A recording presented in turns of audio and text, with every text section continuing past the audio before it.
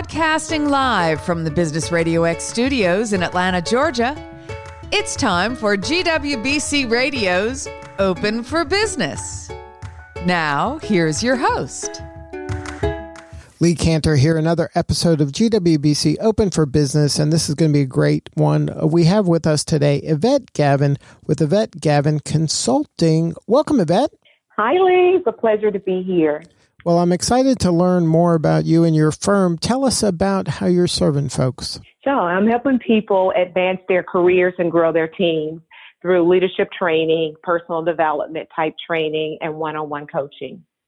So how'd you get in this line of work? Wow. So I started way back in 1999 working with a group of women, just helping them develop from a spiritual perspective. That sort of poured over into my corporate work. So as I began to grow and move up the ranks in corporate, people started asking me would I coach them, asking me for advice. And I said yes. And it just blossomed from there, from having a heart and caring about other people's careers as a mentor, really. I later transitioned out of corporate and I started my own firm where I'm actually, more in an organized way, teaching others how to advance their careers and helping companies grow their leaders so those leaders can actually grow their team. Now, regarding leadership training, is leadership something that can be taught, or is that something that people are just born with? 100% it can be taught. Now, I do admit that there are some people who seem to have a natural bend toward leadership, but just because you didn't come into this world with a desire to lead doesn't mean that you don't have the ability or you can't learn how to be an effective leader. I'm teaching people every single day how to do just that. Now, how do you start with somebody who maybe doesn't see themselves as a leader, but they've been told, hey, we need you to step up here, but they don't maybe have the self-confidence, or maybe they have some limiting beliefs based on the way they grew up? How do you kind of get them to open the eyes to the possibility that they can step into a leadership role? I think the training in itself does that, because once you start working with someone who doesn't see themselves there yet, but others do, I've worked with people like that. It is helping them to understand why others see it. And because what I like to do is help people to see their own value, regardless of whether they are an extrovert or an introvert. We each have value. I like for people to focus on what they're already good at. So we start on a strong point where their strengths are. Typically, if I approach you to move into leadership, I see you as a subject matter expert in perhaps something technical. So learning the softer skills of how to develop other people and how to lead strong is something I can teach you. So for instance, I have a program that we refer to as Leadership Foundation. So we're teaching others just the core things that are necessary for a leader: how to be concise, how to really bring people together and from a diverse background and lead them, how to become comfortable with leading someone who may know a little bit more than you. All those things can be taught. And you're right, Lee, it is all about the mindset, how that person views themselves. And I believe as we learn new tools, it strengthens our confidence and allow us to lead stronger. Now, do you see anything maybe from a generational standpoint? I don't know if you're watching this now, but there's a special about Michael Jordan's last year in the NBA in his career. And at the time that was going on, some of the coaching they were showing is kind of that yelling at someone, I'm the boss, this is how we do things. And it seems like when you're looking at it through today, the lens of today, that maybe there's different strategies and techniques to get through to people, and maybe people wouldn't respond in the same manner today than they would, what is that, like 20, 25 years ago? Are you seeing a difference in terms of when you're trying to lead in a generational kind of standpoint? I see it more not so much as a generational standpoint, but more as an industry. So, for instance, I do a lot of work with the Georgia National Guard, or I have in the past. So the way I work with a member of the armed forces is totally different than how I necessarily would work with a recent college graduate or a first-time, manager who may be in his or her 20s. But it's not so much because of the age, it's more about the industry. So I work a little differently with people because of the environment is what I'm saying. It's why I see a need. Now, what I will say, a lot of my work has been with women, and I definitely see a gender difference. Honestly, I do.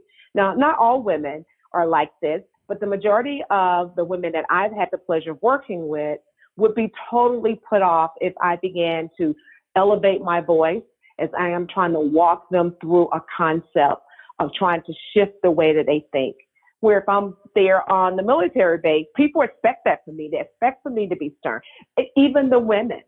So I look at it more of an industry thing, is understanding my audience, who I'm talking to, and what will work there. So that kind of reading the room, like what's appropriate in one environment may not be appropriate in the other, and a good leader is able to kind of make those adjustments. Exactly, yeah. So now when you're doing some of the work that you do in terms of executive presence, can you talk about how important that is if you want to kind of move up the ladder or really grow as a business person? Yes. To me, I believe it is everything. It is really what set them apart. I would refer to as people who are average apart from those who are excellent in their field. So executive presence consists of three key components. It's the way we talk, it's the way we look, and it is how we show up every single day. Now, I've worked with people who were strong technically. They knew their stuff, but they weren't able to actually get that next promotion. When I say next promotion, it is getting above a manager's role where they become directors, vice presidents, and then, of course, the C-suite. People usually get there because they have great EP. They have excellent emotional intelligence. They know how to relate to people. They show up every day looking like that person who really is in charge. And they know how to relate well with others. So executive presence, in my mind, is that element that sets people apart. And I believe, especially when we're talking to our women, one of the things I hear from clients is that I know I'm better than. And they're usually referring to someone that is in a role above them. And I'm like, okay, if you're better, if your skill sets are stronger, why do you think he or she got the promotion and not you? For me, it typically takes me back to working with them in one of those three components of executive presence. Now, when I look at each, sorry, go ahead. Can you share maybe some advice or some low-hanging fruit that a person can improve on so they can, show more executive presence? Yes, I sure can. People typically don't like to hear this one, and it is the lowest of the three. But one of those things is how you look, honestly. And I'm not talking about looking like a movie star. I'm talking about showing up polished and doing it in a way where it becomes your brand, that when you show up, you're that way each and every time. I'll give you an example. When I was in corporate, I was an IT director. One of the VPs actually came to me and asked me if I would mentor an individual within the organization. She wasn't in my organization. She was in a peer. And this is what he said to me. She has very high potential. I can really see her being the interface between IT and the business, but her physical appearance. And I was like, okay, what's wrong with her physical appearance? We could not, and I'm going to say it again, count on any consistency in how this woman looked each day. One day the hair was red, and this is no joke. And I know people, I've shared this before, and people like, are you kidding me? No, I'm not kidding you. If anyone thinks that their physical appearance doesn't weigh in on how others perceive them and receive them, then they're fooling themselves. The other mistake that she was making in her appearance was that she was showing too much cleavage in a corporate environment. I always tell my clients, we must understand the environment. And you must understand that environment. You must get in the environment before you can change the environment. And I want to say that again. You must be in the environment. You got to be on the field playing if you're going to actually change any part of the play. And so I have young ladies say to me, well, I should be able to wear what I want to wear. Yes, you should, when you own the company. When you have all the money you need to run the company, because executive presence is also a key element in being able to get investors.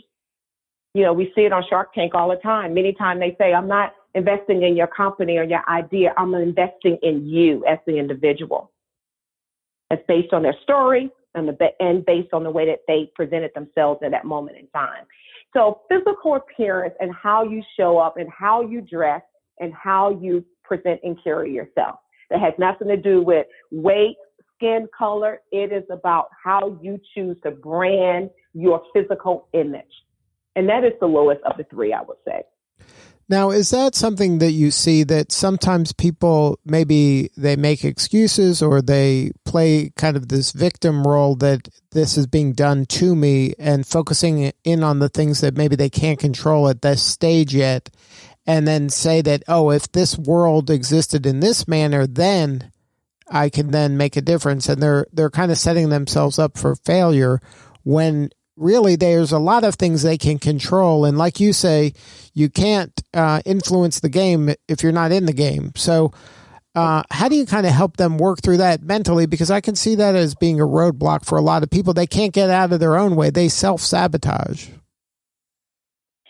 You're absolutely right. I hear that all the time, and it's always about what someone else is doing versus what they are doing. And so what I try to help people to understand, if you're making a decision that you want to be in this arena, then understand the rules there first.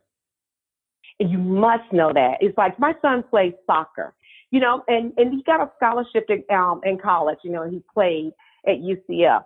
If my son had taken the rules of American football and tried to apply them to soccer, he would have never been able to advance and earn a scholarship to play, actually, you know, on that level. It is understanding what is expected. Then once you're there, then you can start trying to shape policies, you know, rules and regulations. But you got to understand what it takes to even get in. Well, Yvette, in your career, has there been any moment that's been rewarding, or a story you can share that maybe you've had an impact and you realize that this career does really impact people's lives and it helps them in their careers? I have several, but there's one in particular that stands out to me. And it was the young lady that I had an opportunity to coach. She had been on her job for 10 years, and she had tried on her own to get promotions within the organization, and it just didn't happen for her. She then began to look for a job outside of her current company, and it didn't happen. And so that led her to seek a career coach. Within 3 months of working with her, we were able to help her land her ideal position at her number one choice of a company. She moved from making about $72,000 to $170,000. That's almost 3 times a person's income. 3 times. It was so rewarding, because when you move from 70,000 to 170-something thousand, it literally changed her life. And it's a life changer. She is still to this day at that particular company and has actually been promoted twice since she's been there. So I'm very proud of that. Another person that comes to mind, I know you said one, but there's just so many stories that I've seen where the work that we're doing is truly blessing others. I have a major federal client where I deliver training. And one of my courses is on personal branding. And in this particular course, I met a young lady, and she began to write me. And one of the things that over a month, she came back. Actually, I got this end of last December. And she said, Yvette, I am so grateful for the personal branding training. I've done every exercise in the workbook, and I've applied those learnings to my actual work. And she was letting me know that she had just received her promotion And this promotion, she was already a leader within this agency, but she had been promoted to a higher leadership role.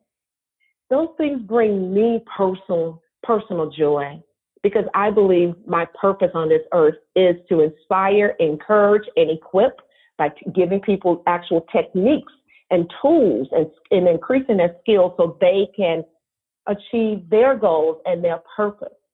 So I'll stop there. I could tell you many more, but I'll stop there. Well, it's amazing stories. Can you talk a little bit before we wrap about GWBC? How has that helped you in your career and that organization? Has that made an impact in your career or your business? Yes, it has. I have connected with so many other female business owners. It's just been amazing to me. So it has increased my personal network, and I get encouragement from this group. But not only that, I've also grown financially as being a member. I am like a fan, a cheerleader. I am constantly telling people about the benefits of being a part of this organization and the benefits of the certification. I have done business with corporate clients that have said to me they're doing business with me because I am a certified woman, business owner. And when I first started, I was soliciting some of the local companies, and they would ask me, do you have this certification? Do you have that certification? And the number one resource that I kept hearing was this organization. So I was like, you know what? If everybody else is talking about, WGEBC, I'm getting my certification there. I know there are other options, but I knew this was the right place for me. Now, if somebody wanted to learn more about taking their career to the next level, do you have an ideal kind of client? Like, who is the perfect client for you to work with? The person that you just said, that person who's already made up in their mind that it is the season for them to move forward, and they just need someone to help navigate them there. The person ideal for me is saying, I am sick and tired of status quo. I am ready to do the work, because it is work to get there, to do the work that is necessary to advance my career or my business or employee. Because I'm not just doing one-on-one coaching, but I have companies that will hire me to work and help develop their leaders. Now, if somebody wanted to learn more and have more substantive conversation with you, is there a website? Yes. You can find me at YvetteGavin.com. That's www.Yvette with a Y, YVETTE, Gavin, G-A-V as in Victor, I-N.com. Good stuff, Yvette. Thank you so much for sharing your story today. You're doing important work. Thank you. It's my pleasure. I enjoyed this conversation. All right. This is Lee Cantor. We will see you all next time on GWBC Radio.